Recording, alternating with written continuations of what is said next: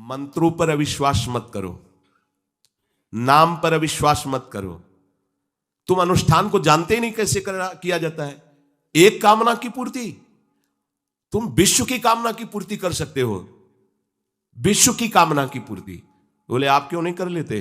क्योंकि हम विश्वात्मा की कामना किए हुए हैं, हम विश्व की नहीं। हम जिस बात की कामना किए हुए हैं उसके लिए विश्व का विस्मरण करना है। मन मन की रुचि जान नेह विधि अनुसरें। हम प्रियालाल की मन की बात जानकर उनकी सेवा में रत होना चाहते हैं। नहीं, नाम और मंत्र में इतनी ताकत है, आप उसको समझ नहीं पाएंगे।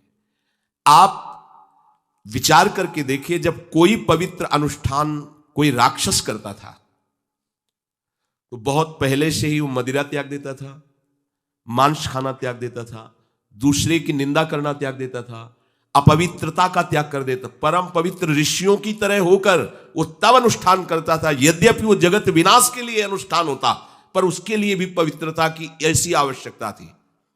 अब आप बेविचार करो, शराब पियो, मांस खाओ, गंदे आचरण करो और बोलो हमने राधा राधा कहा लेकिन काम नहीं बना। वो बोल रहे थे कि कितना भी बड़ा संकट हो, फिर बोल रहे हैं। अगर भयानक से भयानक विपत्ति को ऐसे न नष्ट कर दे तो बता देना, कृष्णाय वासुदेवाय हरे परमात्मने प्रणतः क्लेश नाशाय गोविंदाय नमो। इसका जप करो और जब तक तुम्हारा काम पूरा ना हो जाए ब्रह्मचर्य से रहो। झूठ मत बोलना, मदिरा मत पीना, मांस मत खाना, और ना काम हो जाए तो मैं बताना कि भारी से भारी विपत्ति का नाश करके भगवान श्री कृष्ण का आश्रय उसे ऊंचे उठा देगा, इस जगत की धरा से उठा देगा। विश्वास नहीं? आप मदिरा पियो, मांस खाओ, व्यभिचार करो, सोचो 1-2 लाख महात्मा को दे देंगे, हमारी कामना पूर्ति हो जाएगी। बिल्कुल भूल में मत रहना। आपको संशय होता है नाम पे, संशय होता है मंत्रों पे, संशय होता है शास्त्र के विधान पर। आप चलते हो शास्त्र विधान से? कहां चलते हो? अरे हम जब कह रहे कोई राक्षस भी अनुष्ठान करता था तो वो इन नियमों का पालन करता था। इतना अनुष्ठान में कि मेघनाथ को पैरों से मार रहे हैं बंदर भालू, पर वो ना मंत्र छोड़ रहा है, ना हिल रहा है, ना उनकी तरफ देख रहा है। इतना सहनशील होना चाहिए अनुष्ठान के लिए। किसी कामना की पूर्ति के लिए सांगोपांग अनुष्ठान करो, भला कामना की पूर्ति ना हो जाए? नहीं।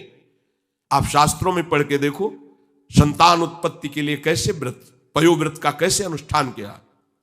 पवित्र रह करके इतनी इतनी मात्रा में ये आहार लेना है, इस मंत्र का जब भगवान गर्भ में आ गए। क्या चाहिए तुम्हें? भारी से भारी विपत्ति को दूर करने के लिए आर्त भाव से पुकारो भगवान को। तुम्हें धनी बनना है, अनुष्ठान कीजिए।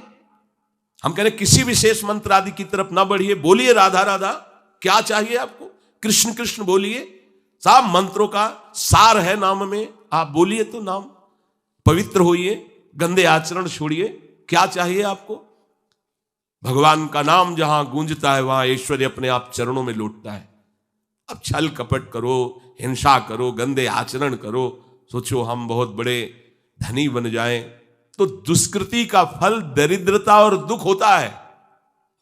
सुकृत का फल ऐश्वर्य और सुख होता है। अब लगाओ तुम कांटेदार वृक्ष और चाहो कि हमको रसीला फल प्राप्त हो, तो इसे मूर्खता ही कहते हैं।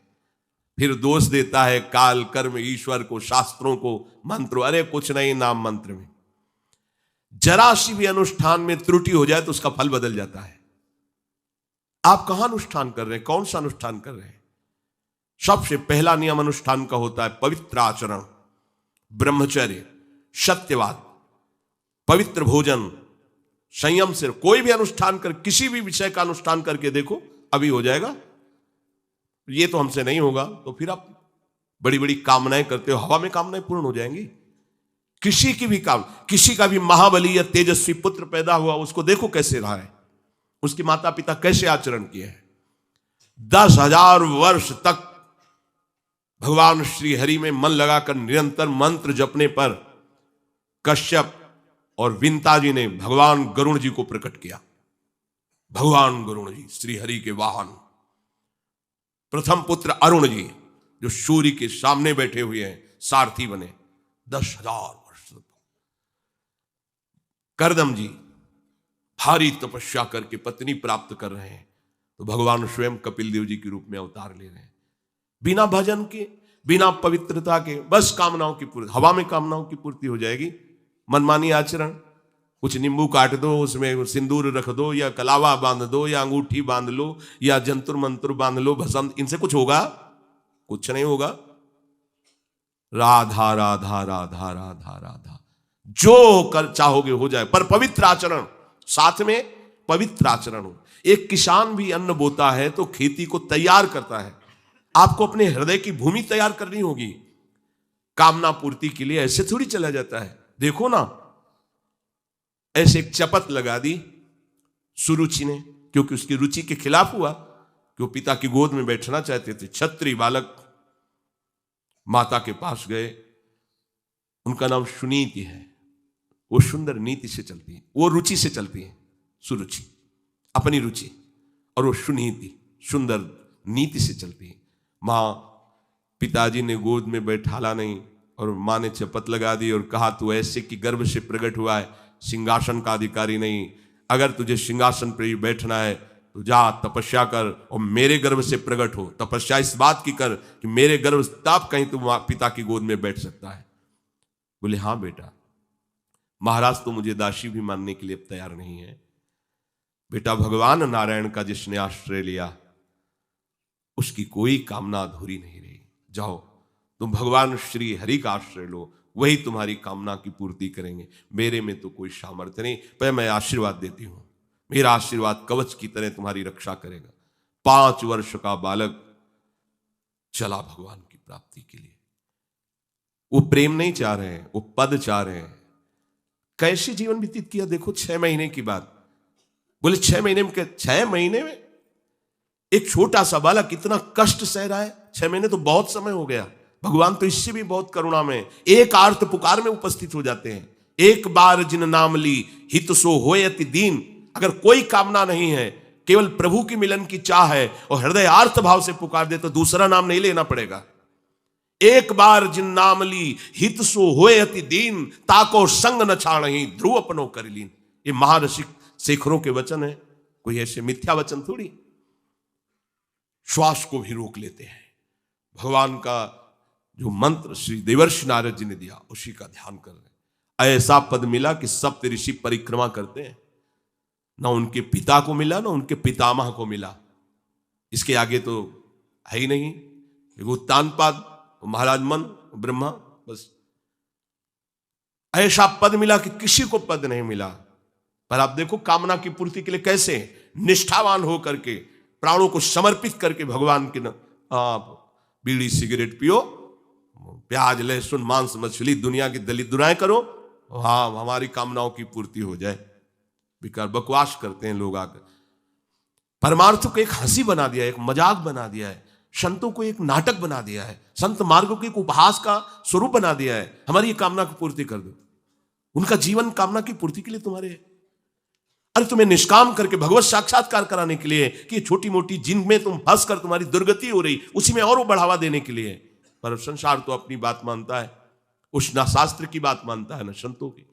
भगवान कह रहे हैं वो सुकृति है जो मेरे से धन चाहते हैं, दुष्कृति तो आ ही नहीं सकता। तो आप सुकृति के आचरण करो। बड़ा विचित्र भाव है संसार का। चाहता है सुख, आचरण करता है दुख पाने वाले। दुष्कृति करो, पाप करो, सुख चाहो, कैसे हो सकता है भाई? कैसे हो सकता है ऐसा? तुम सोचो हम अपने बल से कर लेंगे, तुम्हारा बल काम नहीं करेगा। जब थोड़े दिन की स्वतंत्रता दी जाती है, जाओ आप 50 वर्ष 60 वर्ष 80 वर्ष आपको समय मिला है, आप चाहे घोर पापाचरण कर लो और चाहे बहुत बढ़िया तपस्या भजन पुण्य कर लो, छूट है, आपको विघ्न नहीं पहुंचाया जाएगा। हां कोई महत अपराध कर दोगे तो फिर तो बख्शा नहीं जाएगा। साधु अज्ञा तुरंत भवानी कर कल्याण अखिल के हानि। अगर कोई महत अपराध बन गया तब तो, नहीं तो छूट है तुम्हारी, कमा लो जो कमाना चाहते हो, पापाचरण या पुण्य जो कमाना चाहते हो। तो आपको लगता है कि आदमी बड़ा सुखी दिखाई दे रहा है, बेईमानी करता है, पापाचरण करता है, छूट दी गई है भगवान की तरफ से। ये कर्म भूमि है, तुम कर्म कर सकते हो, अच्छे या बुरे दोनों की छूट है। तुम भगवान का भजन करके नारायण बन सकते हो, नारायण स्वरूप में स्थित हो सकते हो। तुम गंदे आचरण करके भूत प्रेत बन सकते हो, सुअर कुत्ता बन सकते हो, और भी नीची योनियों में जा सकते हो। तुम स्वतंत्र हो, इस समय जो चाहो कर सकते हो। ये हर योनि को छूट नहीं, केवल मनुष्य योनि को छूट है। और तो सब अपने विवश होकर कर्मों को भोगना ही पड़ेगा, चाहे वो देवता क्यों ना हो। सावधान हो जाओ, भगवान ने छूट दे दी। ये यहां नहीं कह रहे कि तुम निष्काम ही होकर हमारी शरण में आओ। बड़े कृपालु हैं, जगत पिता है ना। वो कह रहे हैं कि आर्तो जिज्ञासु अर्थार्थी ज्ञानी चो भरतर्षभ। मान लो बहुत दुष्कृति है, बहुत गंदे आचरण वाला है, और उसको किसी भी संयोग से भगवान में रुचि हो जाए तो अब उसे दुष्कृति नहीं कहा जाएगा। अपने लोगों की यही कि अगर जीवन में कभी पीछे हमने उसको कोई ऐसा आचरण करते तो जीवन भर यही उसी आचरण को देखेंगे हम, ये वो गंदा आदमी है जिसने ऐसा किया। भाई एक तरंग आई थी, उस तरंग में उसके द्वारा वो गलती हो गई, इसके बाद वो भगवान की शरण में वो सुधार, वो महात्मा बन जाएगा। पर हमारी दृष्टि उसके नाम जपने पर, उसके भगवत मार्ग में चलने पर नहीं, क्योंकि हम लोग उसी का आदर करते हैं। वो झूठ बोला था, वो झूठ बोलने वाला है, वो बेईमानी की थी, वो हाँ गंदी दृष्टि से उसने देखा था, वो ऐसे ही दृष्टि उसकी रहेगी। नहीं, ऐसा नहीं। दुष्कृति आचरण करने वाला किसी संयोग से यदि उसकी भगवान नाम में रुचि हो गई, सत्संग में रुचि हो गई, भगवान का आश्रय ले लिया, तो भगवान कहते साधुरिव समंतव्य। अब उसे साधु मानो, बड़ा पुण्यात्मा है, क्योंकि मेरे आश्रय में आ गया, मेरी शरण में आ गया। भगवान कृपा करके ये चार बातें कह रहे हैं। अगर आपको कोई भारी से भारी संकट है, चाहे जितना बड़ा संकट हो, कई घटनाएं अपने जीवन में हमने देखी, आश्चर्यमयी घटनाएं, जो बिल्कुल बस केवल भगवान ही बचा सकते थे। मुरारी शरण जी और कई संत अपने गिरिराज जी की परिक्रमा में रात्रि में गए थे।